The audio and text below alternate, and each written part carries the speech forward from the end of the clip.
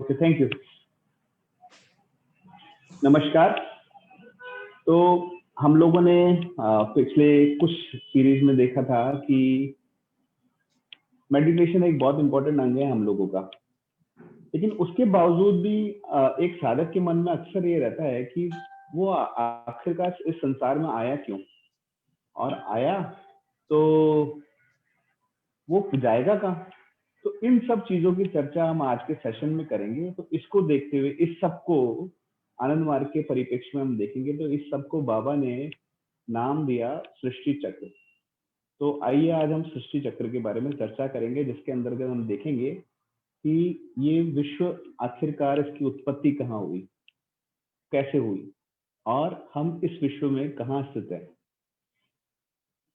जब से मनुष्य पैदा हुआ वो हमेशा उस अननोन के बारे में जानना चाहता था कि वो अननोन है क्या, कहाँ से आया है, क्या है। इसी खोज में उसने बढ़ती गई, उसकी खोज बढ़ती गई, और बढ़ते बढ़ते उन्होंने विभिन्न फिलॉसफीज दी गई, और उसके बाद धीरे धीरे नया युग आया जिसके अंदर नई साइंटिफिक प्रगति हुई, नई नई खोजें हुई। लेकिन उसमें भी उसका एक क्वेश्चन रह ही गया कि आखिरकार ये जो दुनिया है, ये पृथ्वी है, ये आकाश है, और हम लोग हैं, पशु पक्षी हैं, इनकी उत्पत्ति आखिर हुई कैसे, इसके ऊपर चर्चा करते हैं। तो देखते हैं हमारे पास अभी वर्तमान में क्या क्या थ्योरीज जो हैं, फिलोसफिकल थ्योरीज हैं, वो हैं। तो मैं अपनी स्क्रीन शेयर कर रहा हूँ आप लोगों से, मेरे ख्याल से आपको दिख रही होगी। तो देखिए, जो विभिन्न मत हैं उन मतों को मोटा मोटा दो हिस्सों में डिवाइड कर सकते हैं। एक मत वो है जो ईश्वरवाद के ऊपर है, आस्तिक मत है जिसमें ईश्वर को सोचा गया है, और कुछ ऐसे मत भी हैं जो नास्तिकतावाद है, नरेश, जिसमें ईश्वर को कोई नहीं मानते। उसमें कुछ वैज्ञानिक भी आते हैं, वो कहते हैं कि जो कुछ भी है ये मैटर है, जो दुनिया में दिख रहा है वो ही है, उसके अलावा कुछ नहीं है। तो ऐसे भी मत है। तो हम पहले इस जो मेटरलिस्टिक व्यू है उसको ही थोड़ा सा समझते हैं। तो मेटरलिस्टिक व्यू को अगर हम देखें तो इसके अंदर वो कहता है कि जो दुनिया की उत्पत्ति हुई वो हुई है किसी कार्बन एटम से, और कार्बन एटम के अगर और पीछे जाएं तो उसमें क्या आएगा, इलेक्ट्रॉन, प्रोटॉन और न्यूट्रॉन। तो इलेक्ट्रॉन, प्रोटॉन और न्यूट्रॉन से हुआ है। उसके भी सूक्ष्म कुछ अणुओं की खोज की गई है, लेकिन वो कोई ऐसी वस्तु नहीं है या मटेरियल नहीं है। उसमें भी ऐसा देखा गया कि हाँ, ये कुछ प्रयोगों से द्वारा उसके अंदर उसको महसूस किया गया, हाँ ये वो चीज है। और उसकी विड्थ या फिर उसकी साइज ऐसे कुछ नहीं देखी गई, केवल उसका एक आइडिया है, हाँ भाई ऐसा होगा। तो मटेरियलिस्टिक व्यू भी कहीं ना कहीं इस चीज को करता है कि कोई एक आइडिया है, एक ऐसी कोई चीज है जो बियॉन्ड मैटर है। तो यहाँ पर हम कह सकते हैं कि मटेरियलिस्टिक लोग भी आइडिएशन या कॉन्शियसनेस को कहीं ना कहीं उसको महत्वता देते हैं। लेकिन मटेरियलिस्टिक व्यू को खारिज करने का एक बड़ा सिंपल सा क्वेश्चन है। जैसे मान लो हम कोई चीज देखते हैं हमारी आंखों से, उसको मटेरियल कहते हैं। जैसे मेरे पास फोन है, मैंने फोन को देखा तो मैं ऐसे कहूंगा कि फोन है। लेकिन इस फोन को देख कौन रहा है? तो सीधे से कौन देख रहा है? मैं देख रहा हूँ, आप लोग देख रहे हैं। तो ये मैं क्या है? ये मेरा माइंड है कि कॉन्शियसनेस है? वैज्ञानिक या जो कोर मटेरियलिस्टिक लोग हैं वो कहेंगे कि ये जो ब्रेन है ये मैटर का एकदम रिफाइंड फॉर्म है जो कि ये रिकॉग्नाइज करता है। लेकिन इसके काउंटर में ये आर्ग्यूमेंट हो सकता है कि अगर माइंड एक कॉन्शियसनेस, अगर माइंड सबसे ऊपर है तो माइंड को रिकॉग्नाइज कौन कर रहा है? मतलब अगर मैं कहता हूँ कि मेरा मन है, मेरा दिमाग है, तो ये इसको कौन रिकॉग्नाइज कर रहा है कि मेरा दिमाग है? तो ये एक्चुअली मोर देन माइंड है, जो कि जिसको हम कह सकते हैं कॉन्शियसनेस।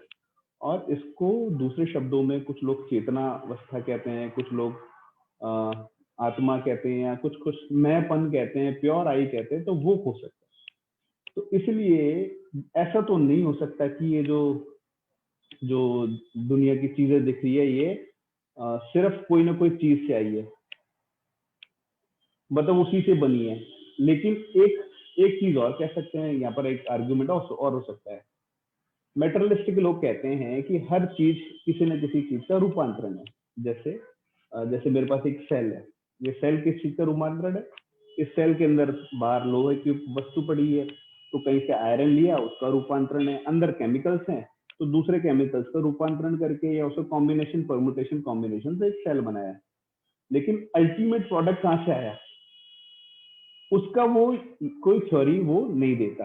तो मैटर की भी कोई ना कोई प्री स्टेज तो होगी ना, जो अंतिम सबसे पहला मैटर आया वो कहाँ से आया डेवलपमेंट में, तो इसको वो नहीं बता पाता। इस वजह से नास्तिक तो कह ही नहीं सकते कि ये मैटर ही अल्टीमेट थ्योरी है जिससे पूरी दुनिया बनी। कोई ना कोई ऐसी चीज जरूर है जो इस मैटर से पहले है। तो जब इससे पहले कोई ना कोई ऐसी चीज है तो डेफिनेटली लोगों का मान यही जाता है कि क्या वो ईश्वर है, क्या वो आत्मा है, कोई अननोन चीज है। तो इसको देखते हुए इंडियन फिलोसफी में, वेदों में और सब जगह अलग अलग थ्योरीज हैं। उन थ्योरीज को अगर हम डिवाइड करें तो मोटा मोटा 4 हिस्सों में डिवाइड कर सकते हैं। पहली थ्योरी अद्वैतवाद, मतलब ये वो अनंत है, असीम है, सब कुछ छाया हुआ है और उसके अलावा और कुछ नहीं है, वही सत्य है, एक ऐसी थ्योरी है।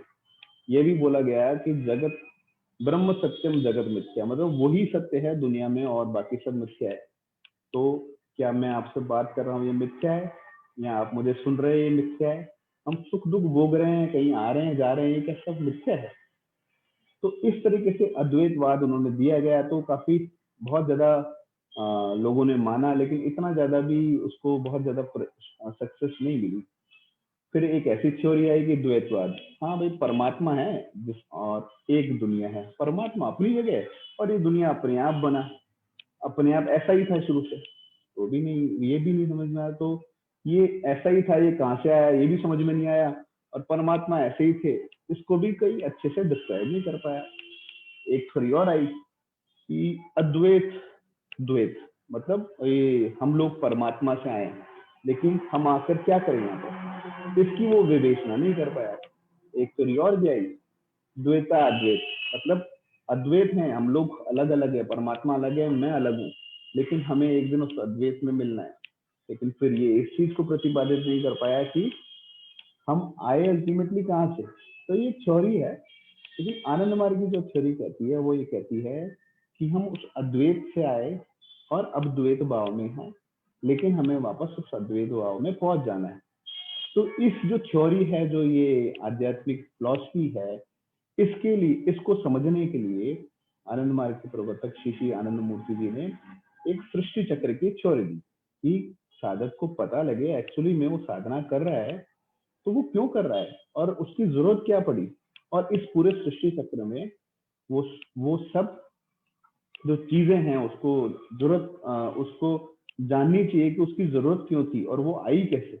इस सब को लेकर सृष्टि चक्र को उन्होंने सिद्धांत को दिया, और जिससे सारे जो कंफ्यूजन थे लोगों के दूर हुए। तो आइए उसी पर चर्चा करते हैं।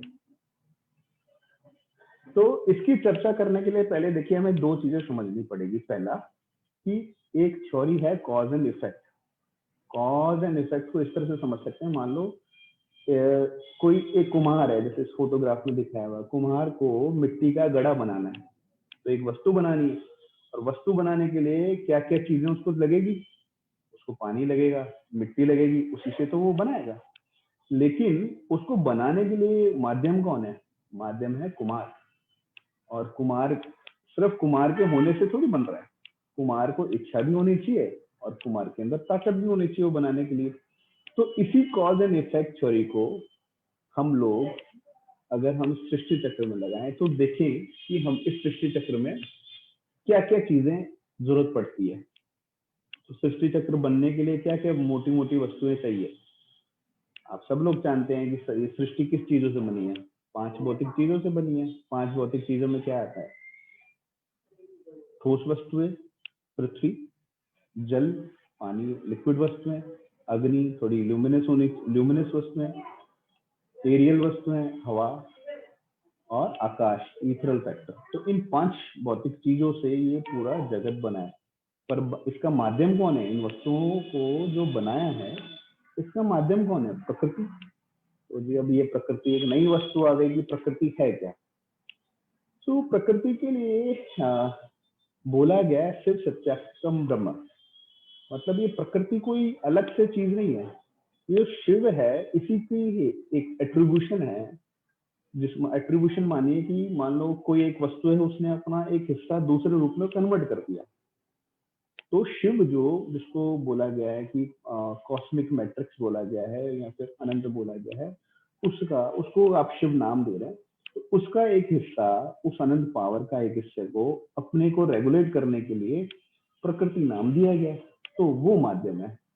लेकिन ये क्या प्रकृति शुरू से थी, इस पे भी क्वेश्चन है। तो श्री श्री आनंद मूर्ति जी ने बताया कि जब पुरुष या परमात्मा बोल दो या निर्गुण एक अवस्था बोल दो ब्रह्म के अंदर, जब प्रकृति जब तक डोमिनेंट नहीं है, मतलब अपने आप को एक्सप्रेस नहीं कर रही किसी गुण से मतलब जैसे वस्तु कैसी स्क्वायर है, ब्लैक कलर की है, तो कोई भी चीज जो किसी न किसी चीज के रूप में दिखती है वो उसका गुण है। तो जब तक प्रकृति ने अपने आप को एक्सप्रेस नहीं किया तब तक वो डोरमेंट अवस्था में रहती है, और जब वो डोरमेंट अवस्था में है तब जो पुरुष है या ब्रह्म है वो निर्गुणावस्था में कहलाता है। तो निर्गुणावस्था में वो एकदम चारों तरफ है, उसके अंदर कोई एक्सप्रेशंस नहीं है, कोई मूवमेंट्स नहीं है, बस हाँ लेकिन प्रकृति के जो गुण है डोमिनेंट तो नहीं है ना, एक्सप्रेस कर देगी, पर उसके वो गुण उसमें रहते हैं। तो यहाँ से सृष्टि को अब हम जो है मेन टॉपिक पे जो हम आ रहे हैं वो यहाँ से समझते हैं। अब हम नेक्स्ट स्लाइड में जाएंगे, इसमें देखते हैं, मान लो ये जो ग्रीन कलर का आपको एक स्क्वायर दिख रहा है, ये बहुत एक तरह से मानो कि अनंत अवस्था है, निर्गुणा अवस्था ब्रह्म की, जिसके अंदर प्रकृति डोमिनेट नहीं है, वो अनंत एरिया में फैली हुई है। और उस अनंत अवस्था में प्रकृति के जो तीन गुण हैं जो हम कहते हैं सतोगुण, रजोगुण, तमोगुण या फोर्सेस कह दीजिए, जिन गुणों को केवल नाम दिया गया है फोर्सेस कह दीजिए, जैसे जो साइंटिफिक भाषा में फोर्स कहते हैं, तो किसी न किसी डायरेक्शन में घूम रहे हैं। एक आप देखोगे ऑरेंज कलर का इसके अंदर फोर्स है, ब्लू कलर का, ब्लैक कलर का, ये मैंने अपने हिसाब से दिया है दिखाने के लिए।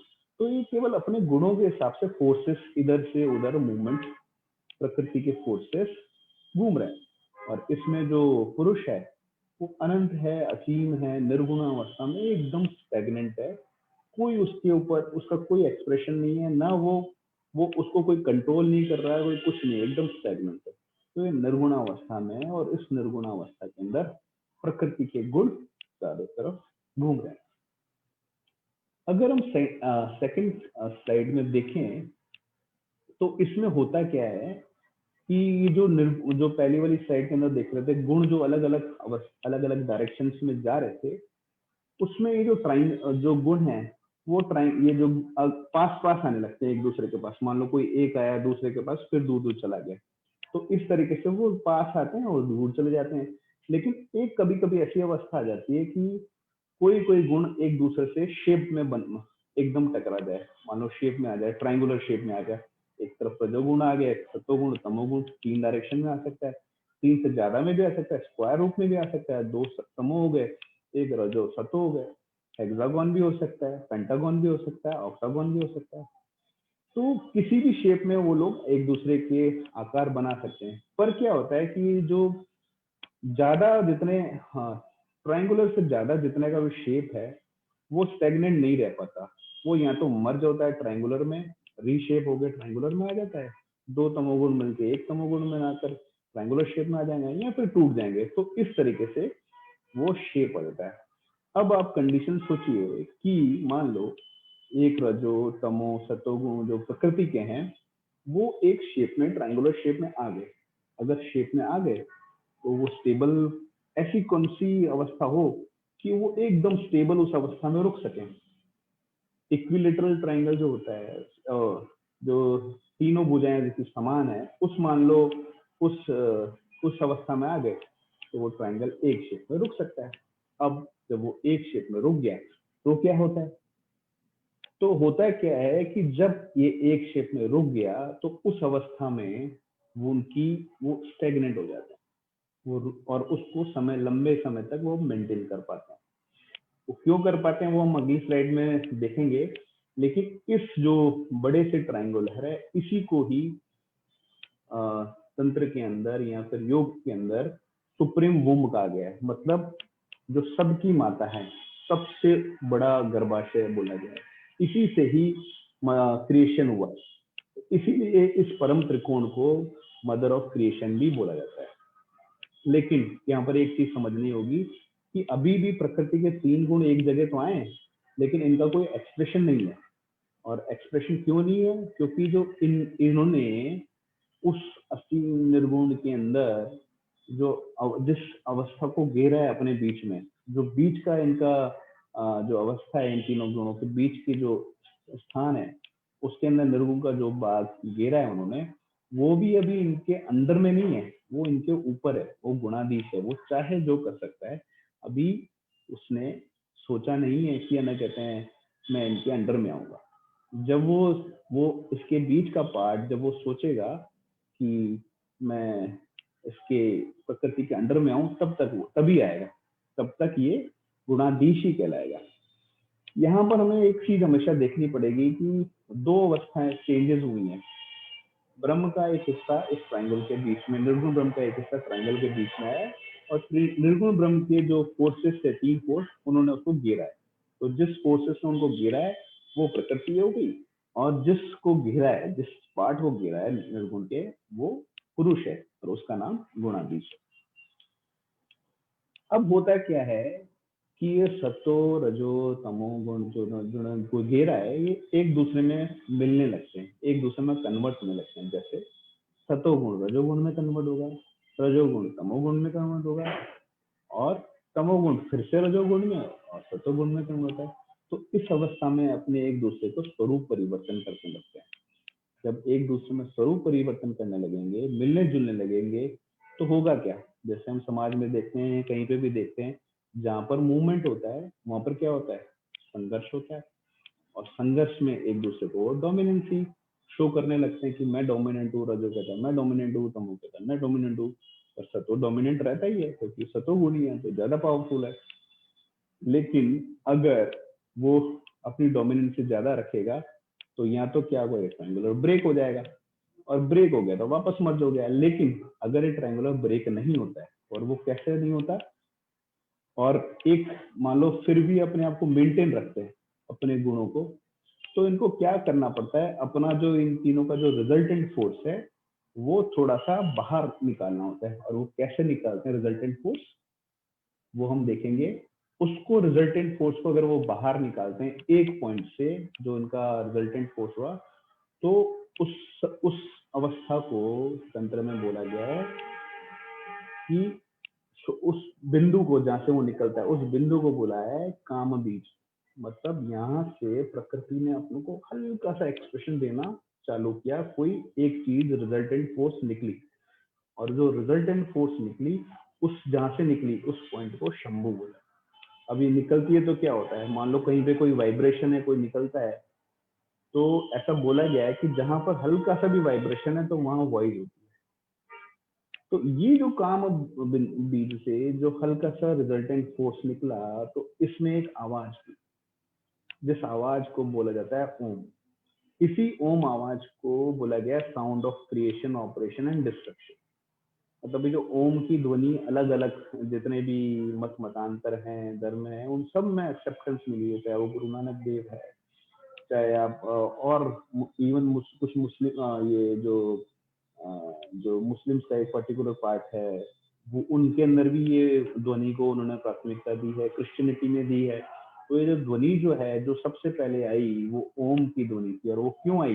क्योंकि सतो रजो तमो गुणों का जो आपस में संघर्ष हुआ, तो एक रिजल्टेंट फोर्स निकला, उस रिजल्टेंट फोर्स को नाद बोला गया। और वो नाद वो कैसी आवाज थी? वो बोली गई ओम की आवाज।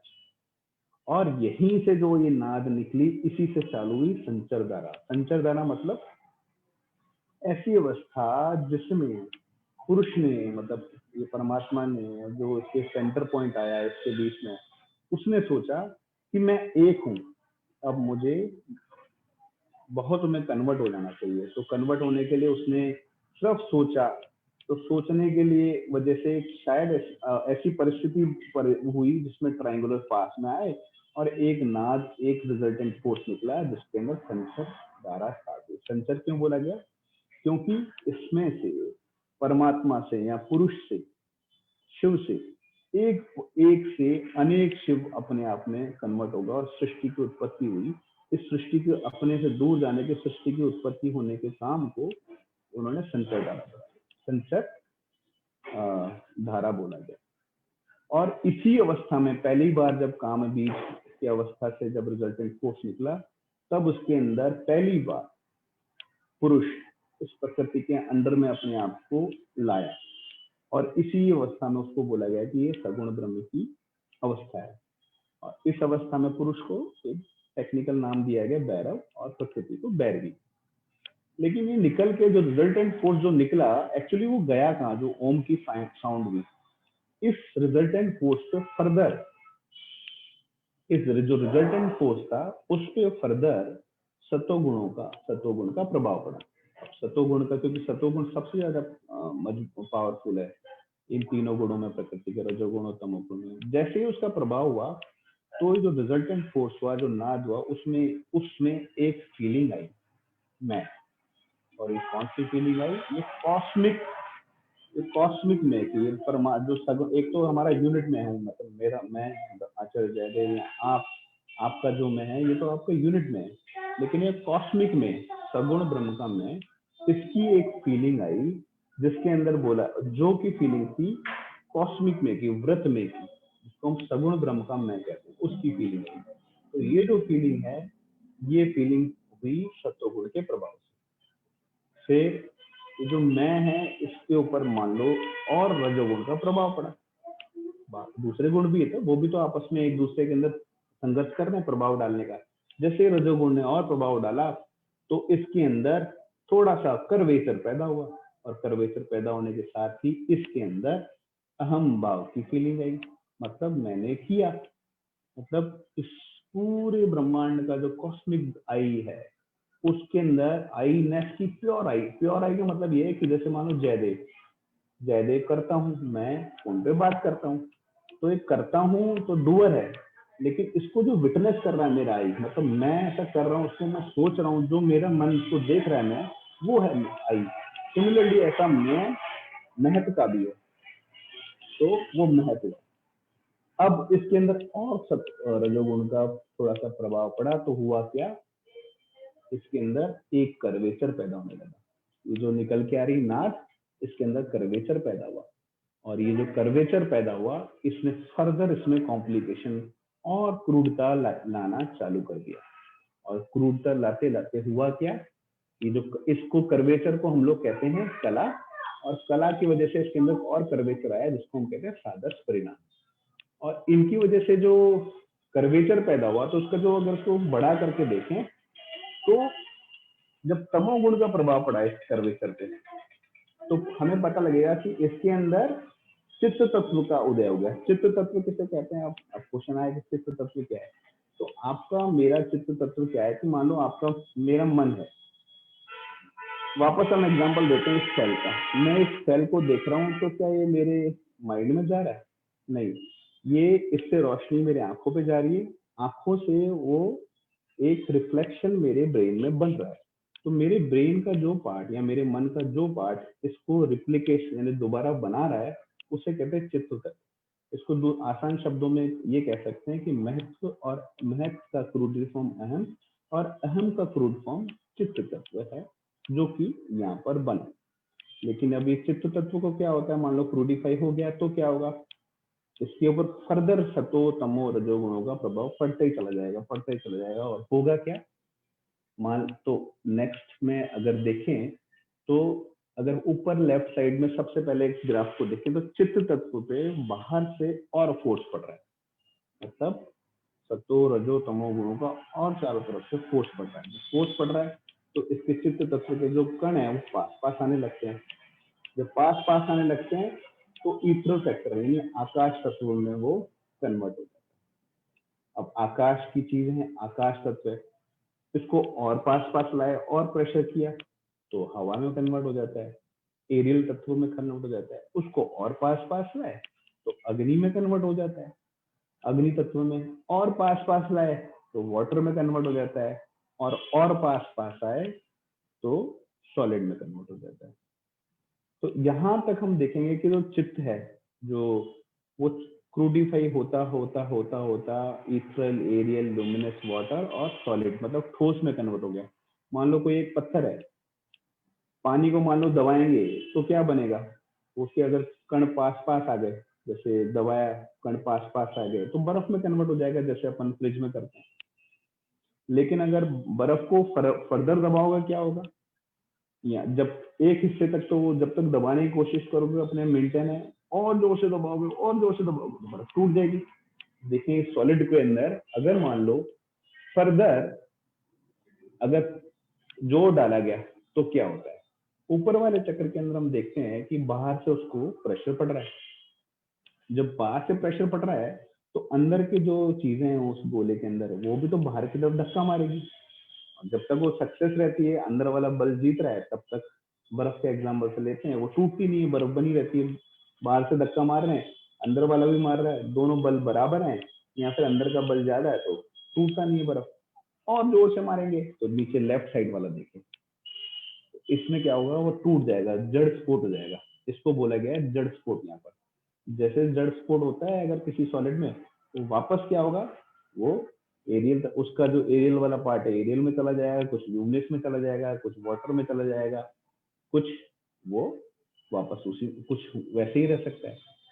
लेकिन एक अवस्था अगर ऐसी रहे, मान लो जिसके अंदर बाहर से जो ताकत आ रही है और अंदर से जो ताकत बाहर लगा रही है, मतलब इंटीरियर और एक्सटीरियर फोर्स अगर बराबर रहे तो क्या होगा, उस अवस्था में इस चित्त तत्व के अंदर जो कि सूक्ष्म होते होते इथरल, एरियल, ल्यूमिनस, वाटर और सॉलिड बनने के बाद उस सॉलिड का जो सेंटर पॉइंट जो बनने लगेगा, उस सेंटर में प्राण का उद्भव हो जाए। तो ये प्राण क्या है, और इस प्राण को हम जो इस प्राण को कैसे इससे आगे प्रकृति बनी, इसको हम अगली बार देखेंगे। तो इन्हीं शब्दों के साथ मेरे साथ से आज का सेशन तो हम यही रोकते हैं, और अगली बार ये जो संचर का हमने पाठ लिया, पर उस असीम से अनंत से प्राण चित्त शक्ति का बनना तक, उसको हमने आज तक किया। अगले हफ्ते जो अपना सेशन होगा उसमें हम देखेंगे कैसे इस प्राण शक्ति से यूनिसेलुलर एक कोशिकीय जीव, अमीबा और मल्टी सेलुलर जीव, पेड़ पौधे, पशु पक्षी, इंसान और दिव्य योनियों का कैसे प्रादुर्भाव हुआ, और आखिरी में वापस वो कहाँ जाएगा, उसी पॉइंट में जहाँ से वो उसका हुआ था उसका विकास, उसको हम चर्चा करेंगे। इस संबंध में अगर आपको किसी तरह के क्वेश्चन है यहाँ तक जो अपन ने डिस्कस किया, या फिर फर्दर क्लेरिफिकेशन चाहें तो आप कमेंट करके मुझसे पूछ सकते हैं, या फिर आप डायरेक्ट भी कांटेक्ट कर सकते हैं धर्मेंद्र दादा के थ्रू या श्री श्री आनंद मूर्ति विजन पेज के थ्रू। तो मेरे ख्याल से हम यहाँ पर समाप्त करते हैं। आपको बहुत बहुत धन्यवाद। नमस्कार।